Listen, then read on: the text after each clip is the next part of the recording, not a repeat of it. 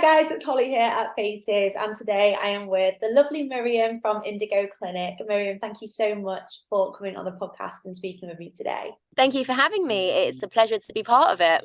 Amazing, no, I'm excited. So let's just start things off by talking a bit about you and your business then. So I know obviously you've got quite a lot going on, you're working in different locations and everything, but how did it all start? How did you get into the industry? And how have you built up your business to where it is today? Hi, my name's Miriam, and I'm actually a qualified pharmacist. I used to work in hospitals across London, and it was sort of during COVID time that I decided that I was ready for a change. Wanted to sort of move more into the private industry and sort of be able to work closer with my clients and be able to provide the level of care that was quite difficult to provide in the NHS at that time. So I trained in aesthetics. I also did a prescribing qualification so that I could prescribe my clients Botox, make my job much easier, being able to do that for my clients myself. And I started working for a few different clinics across London, freelance, doing a couple of days here and there. And then in the last 12 months or so, I've started sort of building my own client base. Now that I feel that my skills are at a really good level, I'm able to deliver a high standard of treatments. My knowledge is up to date in terms of the treatments which are available. So now I'm in the best place to start really focusing on more the business side of things, building my own client base and getting to that stage where I will eventually have my full-time clinic myself. For now, I'm hiring a room when I need to, a couple of days a week. But yeah, the long-term goal is to sort of have my own clinic at some point and sort of not be working for other clinics in the future. Amazing. Oh, that's fantastic. Lovely. I think so many people I speak to really like reevaluated everything in COVID, whether it be Yeah. going medic or a non-medic. And I think it was such like a pivotal time for business, wasn't it? Particularly for Yeah, like the aesthetics massively. industry and obviously you working in the NHS, I think it really sort of opened people's eyes as to what else you can be doing, which is going to give you a better life potentially, and also the opportunity to just work whenever you want and really kind of focus on building something for yourself. Yeah, 100%. I mean, COVID was a really stressful time. I mean, working as a pharmacist in the NHS before COVID was a very, very, very stressful job. You know, you couldn't take any annual leave. You were working ridiculous hours. You were short-staffed. It was unsafe on many levels. You were covering a workload that was physically impossible for a single person to do, and you're taking home that stress with you every day. Come COVID, you no longer had the friends and the family to sort of share that stress with or escape from that stress. I was sort of in this isolation of now even more stress than I'd ever been under. And I just thought something has to change. This isn't what I want to do for the rest of my life. I don't feel satisfied, you know. It was a great job because you do feel like you make a massive difference, but the stress and the quality of life, it just wasn't worth it in the end. So I thought, you know what, there's no harm in trying. I can always come back to hospital. I can always come back to pharmacy. And I have to say, I'm so grateful I made the switch. Amazing. And I think there's so many aspects of your business and your current position which require your skills anyway. Like you say, you can prescribe your patients their vitamin injections, their anti-wrinkle, and the whole consultation process as well. Despite the fact you're something different, so you're doing aesthetics, you're still able to make that difference to somebody's life and get that job satisfaction. Would Yeah. you agree? I'm still using my qualification on many levels. You know, I'm still Yeah, registered on the GPHC, which is the pharmacist register. I'm still yeah. doing my CPD each year to maintain my position on the register. I'm still prescribing. And I have that sort of medical background and medical curiosity when it comes to anything. I'm sort of looking for clinical trials, looking for statistical evidence on how effective something is, or the prevalence of a certain side effect or whatever it may be. So definitely think that the sort of pharmacy background qualifications have come in really handy in the aesthetics industry for sure. Yeah, and good because you spent so long studying and so long, building that Yeah. experience. So it's just a bonus, really, that it's just really helping you build your business now and reassure your clients, and you're still able to offer that medical advice to them as well. Would you say that when it comes to clients, it's a real selling point to them that you're a pharmacist, or do you find it that it's not really like something that they're bothered by?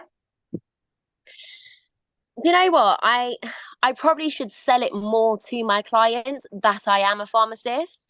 Yeah. I often find that I don't necessarily, unless they've already seen it on my website beforehand, or they've already seen some information on me, or they're sort of following my Instagram and they've seen that I'm a medical practitioner.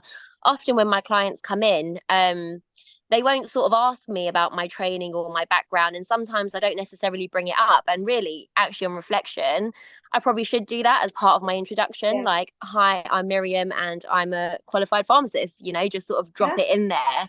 Yeah. Um, but yeah, a lot of the time, there's not a lot of clients who will specifically ask, what is your training or what is your background. There Yeah. are some clients that kind of look for that information, and that's quite important for Yeah. them in a practitioner. Um, but I think probably those clients would have done their research beforehand and already know that they're going to a medical practitioner. Yeah, I would say 100% it's a selling point. You should definitely use it more, particularly with your social media, with educational posts, even just when you're talking to clients. Because I think, especially with everything with the regulation so up in the air at the moment, I think there are a lot of clients who maybe would feel a Yeah. bit more comfortable knowing that. And that's not to say that they wouldn't feel comfortable with a non-medical practitioner or a non-prescribing practitioner, but I think you should definitely use it to your advantage. You've got all these qualifications and skills, and it's not always Yeah. just down to the treatment, is it? There's so many other aspects as to why somebody would be, intrigued to come and book in with you. Yeah, 100%. I agree. Talking a bit more about your clients then, obviously each practitioner has a different demographic to each other. Obviously that can depend on where you're based, what types of treatments you offer. What sort of clients do you service, and what kind of treatments are they really interested in at the moment, would you say? You know what? I work with such a massive range of clients because I work in different clinics in different locations Yeah. who market slightly differently. I really do get the full spectrum of clients. I work for a clinic in Bank where we get a lot of young working people, a lot of sort of females, sort of 30s to 50s working professionals. Also get a lot of sort of like Instagram influencers who kind of come to that location based on the location, they kind of seek it out. Yeah. I also work in Chiswick, which is a bit of an older market, I would say. Mm-hmm. And sort of the market is more geared towards very natural treatments which are not going to be noticeable to other people. And then sort of more locally, my more current client base with Indigo Clinic, I'd say is largely my peers, so largely other females in their 30s, early 40s, are the majority of my clients, as a lot of my clients have come through word of mouth. So it's been Oh, through nice. friends, through family, and they've passed on the word, and I've found new clients that way. That's the majority of my clients have come through that way. So Amazing. I find that they're very sort of like-minded clients, so it's quite easy to connect with and to understand what it is that they're looking for. Amazing. I think it's so nice to have the variety, because it means that, your skills and your techniques are not just limited to one kind of set of people. Yeah. I mean, obviously everybody's anatomy is completely different anyway, but if Yeah. it was just say people in their early 20s who are servicing, it's completely different to doing a treatment on someone who's in their 60s, for example. So Yeah, I think it's 100%. great to have that variety, not only for sort of job enjoyment, I guess, but also to really sort of test your skills as well, and your techniques. But I think I like what And you yeah, said it's a around, challenge. It's great to have yeah, that variety, to be challenged in that way, where you have a client who has completely different features to clients that you traditionally treat, or is in a different age bracket, or looking for a different look to how what you would normally be working towards. That's what I love about the aesthetics industry. It just keeps me on my toes. Every day is a different day, different treatments, different features, different techniques needed to be used, different products. yeah, And we're always trying new things as well, so that we can find out what are the best products to use, the best ways to use them, and how to get the best results for each individual client. Yeah. What products would you say are your sort of go-to at the moment? Like, what are you enjoying using? So I have a bit of an obsession with stylage fillers. Yeah. I just really love them. I like the longevity. I like the fact that they've got an antioxidant in them called mannitol, so it helps to reduce the bruising and swelling. I I didn't like know the that. I didn't know that. Yeah. So Love significant, like that. especially something like lips, where lips can swell so Yeah. much. I find that if we use the silage, there's next to no swelling. Amazing. Um, If anyone's the watching mannitol makes for such a a big new filler, difference. go for it. You've heard it here from a pharmacist. Yeah, yeah. Request the silage, guys. Buy it on um, faces. yeah. It's honestly such a great range, and they have so many different consistencies in their filler as well. It's a very broad range, so you can really get very specific with which filler you're picking for which area. It isn't just Yeah. sort of your standard 3 that you get with most ranges. So Yeah. really love that about the stylage. With fat dissolving, absolutely loving lemon bottle at the moment. Lemon bottle, the Everyone's results. loving the lemon bottle hype at the moment. Yeah, part of me is even like, how is this possible? Like, what's the catch? Like, I'm constantly doing research. I'm constantly like skeptical, thinking it's too soon, it's too early. Like, maybe, it's not going to work great on this area, or maybe the results are only going to be short term. But I've actually got loads of experience with lemon bottle now for the last 6 months or so. Yeah. Majority of my clients are on lemon bottle. We've stopped using the other brands pretty Yeah. much. And it really does seem to be as good as it is. Like, there Amazing. doesn't seem to be any catches at all. It's just a great product. So yeah, Yeah. lemon bottle, very popular at the moment. Incredible. What about skin boosters? Is that something that you do Yeah, as I work well? with a few different brands of skin boosters. I actually at the moment really like Revitrain. Okay, yeah. Revitrain skin booster actually has the highest concentration of hyaluronic acid compared to any other skin booster on the market. Again, you're teaching me so much. I love this. I think this is Incredible. where being a pharmacist is so beneficial, because it's these facts and figures that Yeah, I have a hunger for. So I'll be Googling, like, why is this brand better than this brand? And I want a scientific reason as to yeah. why it is actually better. Right. So You're it's my actually one of go-to the person cheapest now. brands. Yeah, Yeah, it's actually one of the cheapest brands to buy, but it has the highest concentration of hyaluronic acid in it compared to all the other very popular brands. yeah. So it's a bargain. Incredible. Oh my God, you're giving everyone business tips now. Everyone's going to be going to their faces out, buying silage, buying Bevatrade, lemon bottle. Love it. But do you know what? Going back to talking about how you should, promote your skills maybe a bit more than you do. It's posts and like reels like that, which clients will love. If you put a post like a reel out saying, this is the skin booster I'm currently loving using. It's got the highest level of hyaluronic acid against other skin boosters. This is why I use it on my clients. Your clients are going to Yeah, be like, she's giving us the best stuff. Like, she this knows is her stuff. great. Yeah. Yeah, like you should start doing stuff like that. Definitely. Yeah, for sure.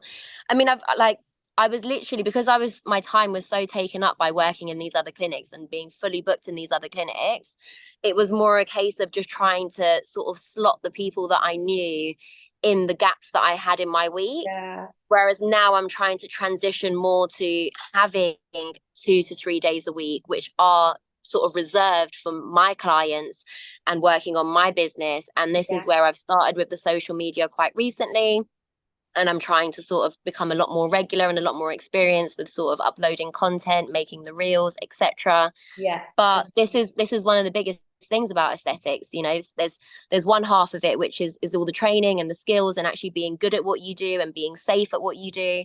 And then there's the business management side of things. There's the marketing, there's the Yeah. facts, there's the figures, there's the calendar management, there's the responding to inquiries and follow up and etc. So it's sort of trying to carve out enough time to really Yeah, be focusing on the marketing side of things, which is very essential in aesthetics. yeah. It You know, really a lot is. of clients do come through online social media platforms, and even if they haven't, they're probably still going to try and check you out on Instagram and Oh see God, yeah. what's your following, what's your content. So it Yeah, is essential.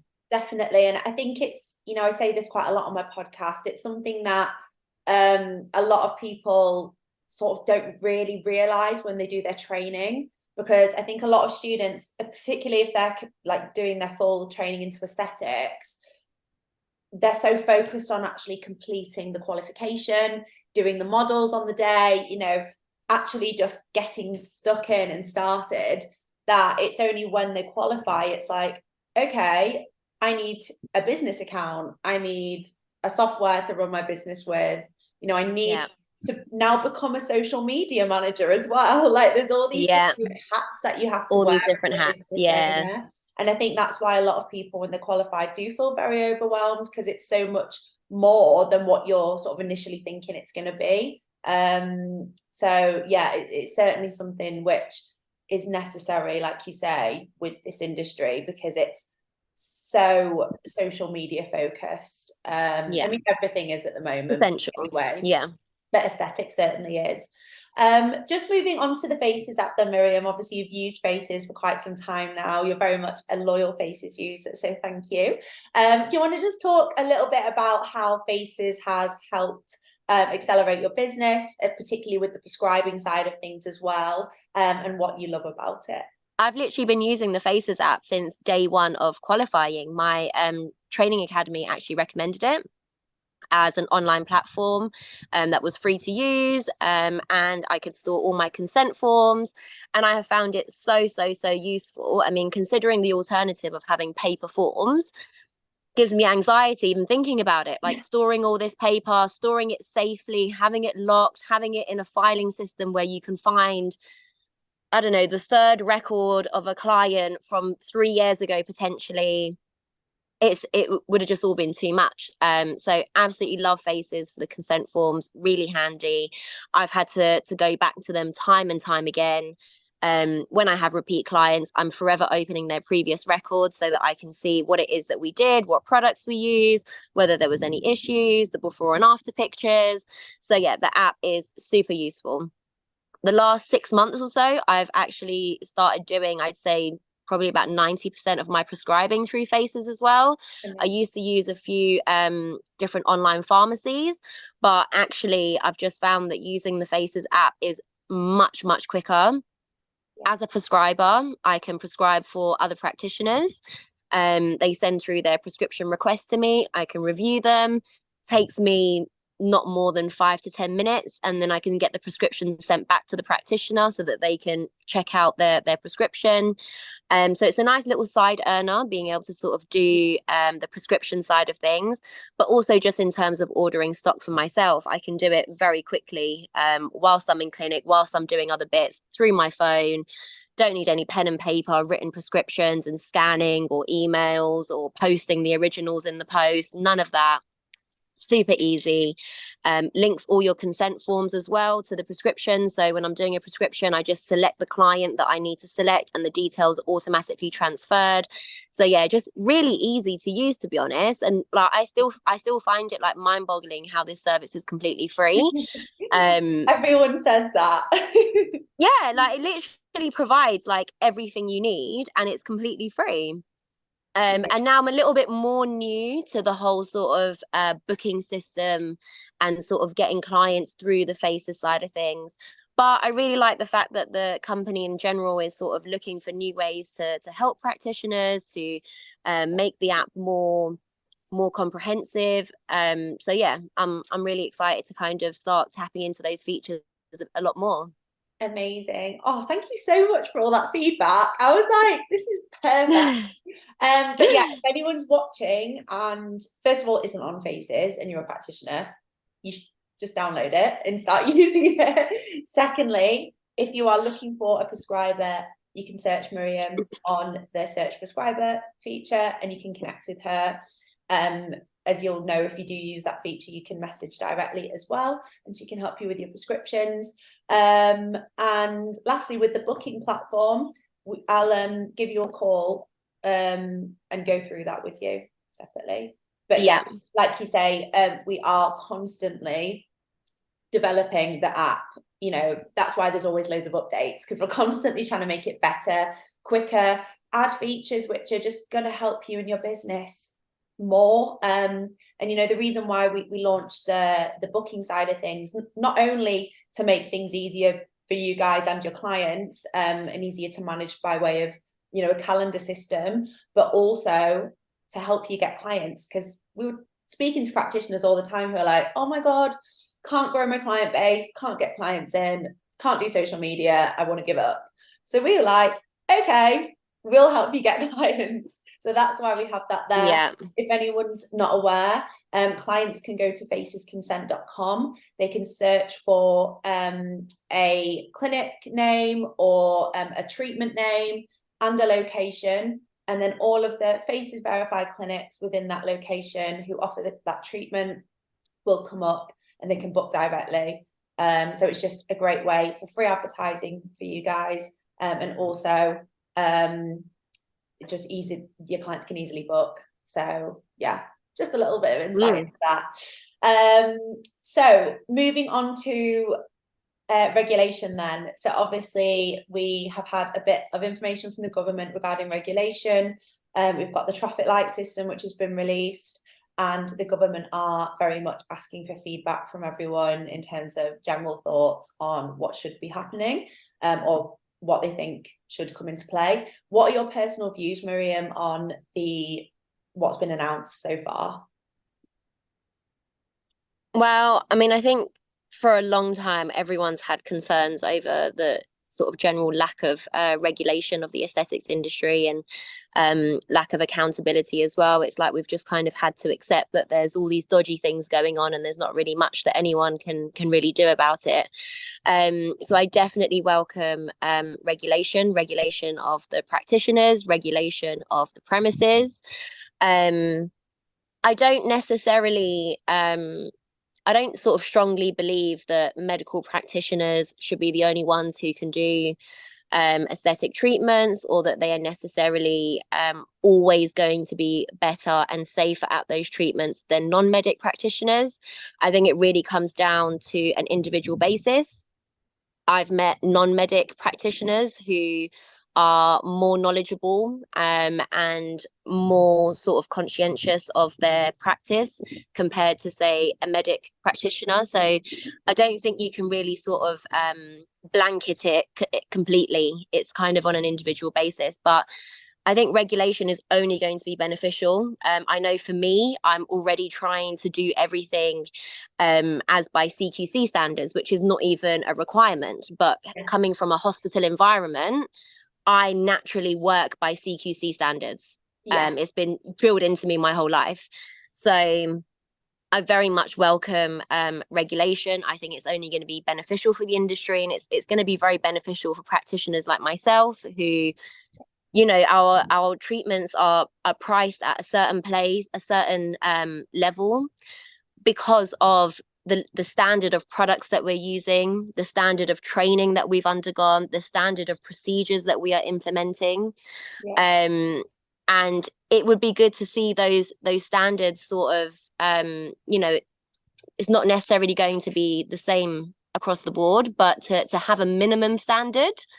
I'm very much welcome, because right now there is no minimum. You can do whatever you want, and to be honest, unless you can prove extreme negligence, there isn't really much that can be done.